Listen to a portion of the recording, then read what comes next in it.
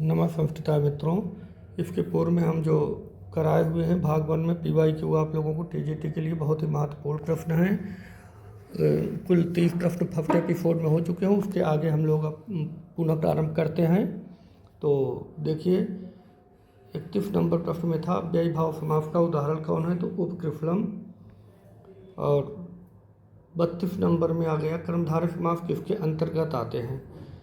कर्मधारय समास तत्पुरुष समास के ही अंतर्गत आता है, क्योंकि समासनम पंचधा समास को 5 प्रकार ही बताया गया है। और संख्या पूर्यो द्विगु एक किस समास का लक्षण है, तो ये द्विगु समास का लक्षण है। संख्या पूर्यो द्विगु ये द्विगु समास का लक्षण है। आगे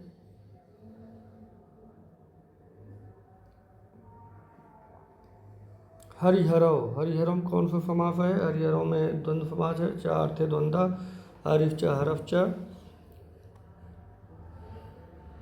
पुनः हम लोग देखते हैं 35 नंबर अक्षरा काढ़ा। अक्षरा काढ़ा, अक्षरा काढ़ा में कौन सी विभक्ति है, तो एनांग विकारा में तृतीया विभक्ति है। ये सारे प्रश्न पूछे गए हैं। ये जितने भी प्रश्न हम आपको करा रहे हैं ये पूर्व के TGT परीक्षाओं में पूछे गए प्रश्न हैं। नमः के योग में कौन सी विभक्ति का प्रयोग किया जाता है, तो नमः फट स्वधा स्वाहा चतुर्थी विभक्ति का प्रयोग किया जाता है। नेक्स्ट प्रश्न है गुरुवे, गुरुवे किस विभक्ति का रूप है, तो गुरुवे एक चतुर्थी विभक्ति का रूप है। मति, मति शब्द का द्वितीय रूप बहुत जरूरी है याद करके जाना। कुछ रूप तो निश्चित याद करके जाना पड़ेगा। मति शब्द का द्वितीय बहुवचन रूप क्या है, तो मति, मती। विकल्प 2 सही है। किम शब्द का स्त्रीलिंग सप्तमी एक वचन। किम शब्द का स्त्रीलिंग, ये जो सर्वनाम है कम से कम इन सर्वनामों का रूप भी याद होना चाहिए। कस्याम हो जाएगा। पितृ शब्द का षष्ठी बहुवचन रूप क्या होगा। पितृ शब्द भी पूछते हैं, कई बार पूछते हैं, तो पितृणम हो गया। पितृणम, इसमें देखिएगा षष्ठी बहुवचन रूप पितृणम।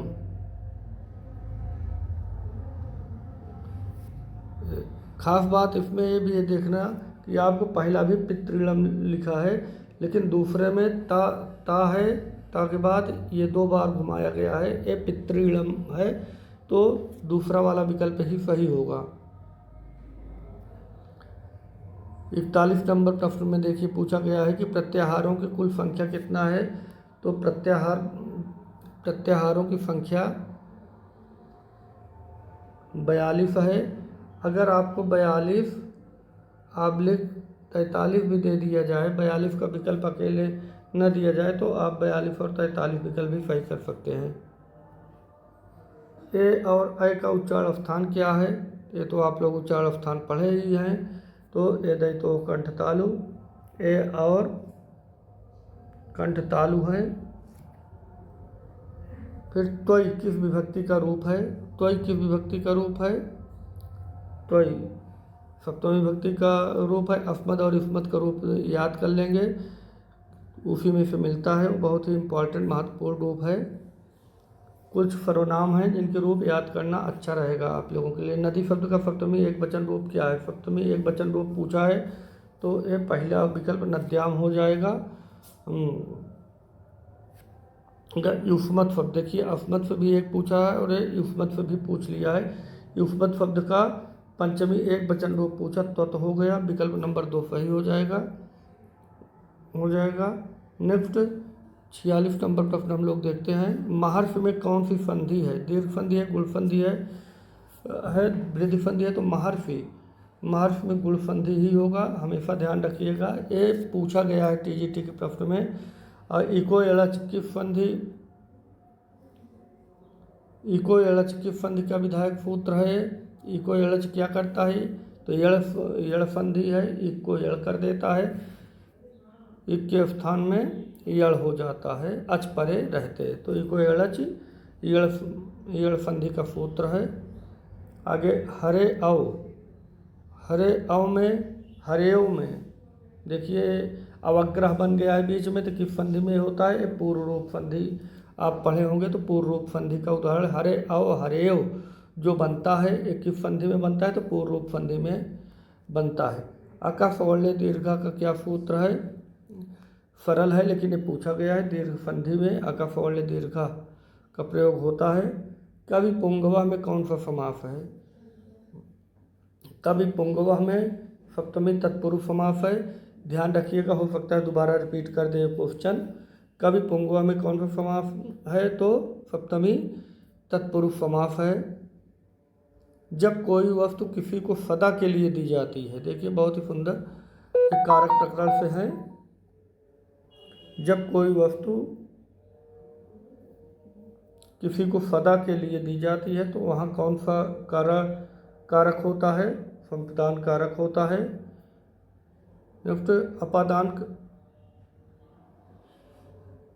अपादान कारक में कौन सी विभक्ति होती है? तो अपादान पंचमी होती है, पंचमी विभक्ति होती है। नेक्स्ट देखिए आप 53 नंबर पर भवत। भवत मतलब आप शब्द। ए स्त्रीलिंग प्रथमा विभक्ति बहुवचन में क्या रूप इसका बनेगा? तो भवत्यः रूप बन जाता है। भवत्यः, भवत शब्द का स्त्रीलिंग प्रथमा बहुवचन में भवत्यः रूप बनता है। आगे अस्मत् शब्द का षष्ठी बहुवचन अस्माकम हो जाएगा।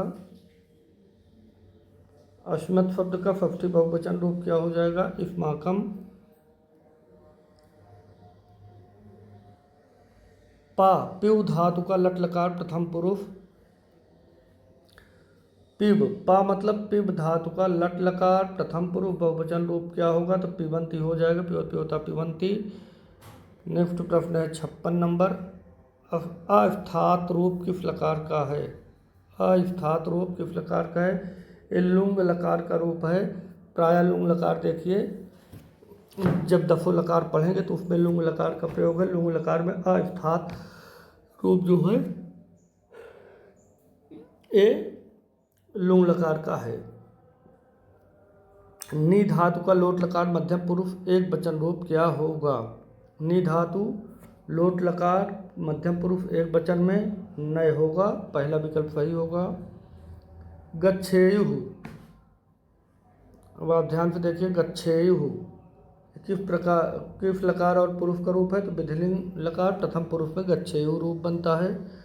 कुरुक्षेत्र की लड़ाई, कुरुक्षेत्र की लड़ाई का सही संस्कृत रूप क्या है? कुरुक्षेत्रे युद्धम, कुरुक्षेत्राय युद्धम, कुरुक्षेत्र से युद्धम। तो कुरुक्षेत्र कुरु युद्धम नहीं, कुरुक्षेत्र युद्धम पहला विकल्प पूरी तरह से अच्छे सही है। और किम करवालिते का क्या अर्थ है? किम करवालिते का क्या अर्थ है? तो मैं तुम्हारे लिए क्या करूं, विकल्प एक सही है। 61 नंबर में देखिए एवं उक्त्वा गतवत्याः का संधि विच्छेद क्या है? एवं उक्त्वा गतवत्याः ये पूछा गया है। एवं उक्त्वा आगतवत्याः अलग अलग करिएगा, विकल्प पहला सही है।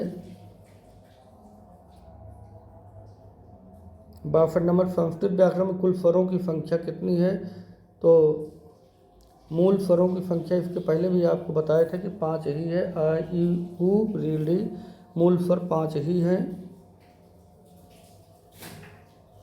53 का खा गा घा का उच्चारण स्थान क्या है? तो जो कवर्ग है अको विसर्जनीय नाम कंठा, तो का खा गा घा का उच्चारण स्थान कंठ है। उत्तर रामचरितम के प्रणेता कौन है? प्रणेता आपको पता है कि भवभूति उत्तर रामचरित के लिए ही ज़्यादा जाने जाते हैं। तो विकल्प 2 सही उत्तर है। संधि कहाँ अनिवार्य मानी जाती है? एक पद में धातु और उपसर्ग में समास में उपर्युक्त सभी में। बहुत ही महत्वपूर्ण प्रश्न है, ये भी समझ लीजिए, वेरी इंपॉर्टेंट में इसको आप लोग रख लीजिए कि संधि एक पद धातु उपसर्ग और समास सभी में सभी जगह अनिवार्य मानी जाती है। उपर्युक्त सभी में, एक पद में भी, धातु में, समास में भी। 66 नंबर पर देखिए किरात अर्जुनीयम में सर्गों की संख्या कितनी है? तो एक कई बार प्रश्न पूछा जाता है, तो आप इसको ध्यान से देख लीजिएगा। 18 सर्ग है किरात अर्जुनीयम में।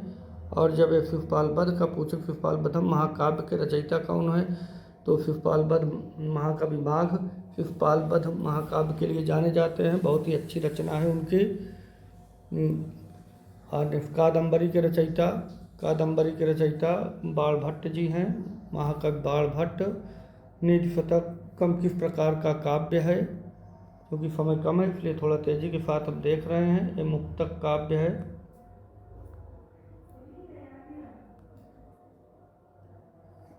विकल्प 3 सही है। मेघदूतम किस छंद में, मेघदूत किस छंद में निबद्ध है, किस छंद में लिखा गया है, तो मंदाक्रांता ही मुख्य है। मेघदूत में छंद मंदाक्रांता का ही प्रयोग किया गया, जैसे किरातार्जुनीय वंशस्थ और मेघदूतम में मंदाक्रांता। ये पूछा जाता है, ध्यान रखिएगा। उत्तर रामचरितम का अंगी रस कौन है, तो उत्तर रामचरितम का अंगी रस करुण रस है। करुण रस ही उत्तर रामचरित करुणा के लिए ही जाना जाता है। और नेक्स्ट, संस्कृत में भविष्यत काल के लिए किस लकार का प्रयोग हुआ है, तो संस्कृत में भविष्यत काल के लिए लिट लकार का प्रयोग किया जाता है। और शकुंतला के पालक पिता का क्या नाम है, शकुंतला के पालक पिता कण्व ऋषि थे। यहाँ विश्वामित्र मत लगाइएगा आप लोग, इनके पालक विश्वामित्र दुर्वासा मारीच कोई नहीं, पालक पिता कण्व ऋषि थे। रघुवंशम महाकाव्य में कितने सर्ग हैं, रघुवंशम में भी देखिए सर्ग पूछ लेता है, तो रघुवंशम में कुल 19 सर्ग है। 74 में रघुवंशम महाकाव्य में कितने सर्ग हैं, 19 सर्ग हैं। तो इन सब प्रश्नों को अवश्य एक बार रिवाइज कर लीजिए। बाणभट्ट की शैली की मुख्य विशेषता क्या है, तो चूँकि इनकी पांचाली शैली है, यही इनकी मुख्य विशेषता है। ये भी प्रश्न इम्पॉर्टेंट है, कई बार पूछा जाता है। तो मैं तेज़ी के साथ इसको करा रहा हूँ, आपके पास समय कम है, इसको अवश्य पढ़ के तभी जाइएगा।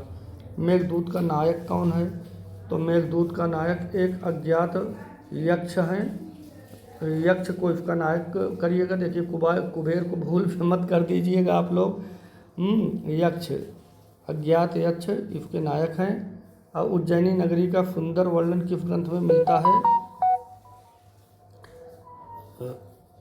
तो उज्जैनी नगरी का सुंदर वर्णन किस ग्रंथ में मिलता है, तो मेघदूत में उज्जैनी का सुंदर वर्णन मिलता है।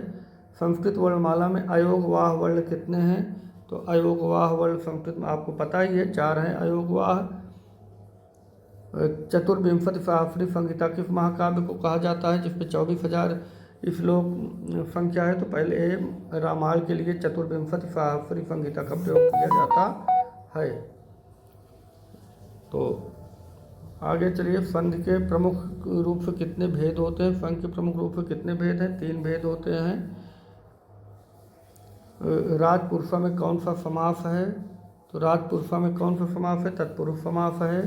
ये सब प्रश्न पूछे गए हैं। अष्टाध्यायी के रचनाकार कौन है, तो अष्टाध्यायी महाकवि पाणिनि है। अगर लघु सिद्धांत कौमुदी पूछता तब भरद्वाज हो जाते, लेकिन अष्टाध्यायी पूछे हैं तो महाकवि पाणिनि इसके हैं। प्रत्याहार विधायक सूत्र कौन सा है, तो प्रत्याहार विधायक आदिरंतेन संहिता, यह प्रत्याहार विधायक सूत्र है, प्रत्याहार का निर्माण करता है।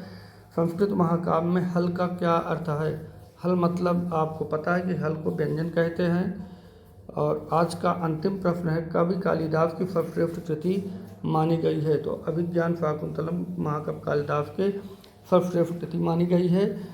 तो मित्रों, इस चैनल को सब्सक्राइब करना ना भूलें और अधिक से अधिक मित्रों के लिए शेयर कर दीजिए, जिससे कि ज़्यादा से ज़्यादा लोग एक दृष्टि में इसको देख लें। एक दृष्टि में पूरे प्रश्नों को देख लीजिए, जो 2 पार्ट में है, ये पूछे गए प्रश्न हैं।